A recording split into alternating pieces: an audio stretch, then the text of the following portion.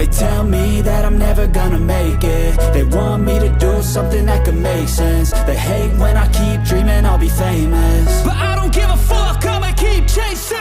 I got all this potential that's deep inside of me, but they hate when you're successful cause they try to be. They sit there being judgmental because you're trying things, and they just want you to settle and do the right thing. So get a good job, don't slack off. Wake up every morning, make a good impression on your boss.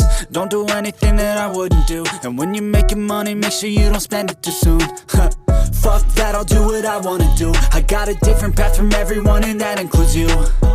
Who are you to tell me how to live life? In these times it feels like nobody's right, yeah. So I'ma figure out what else we succeed, and then invest all of my time into that and proceed. I need whatever the hell could make me happy, and I don't think you have a clue what could that be. They tell me that I'm never gonna make it.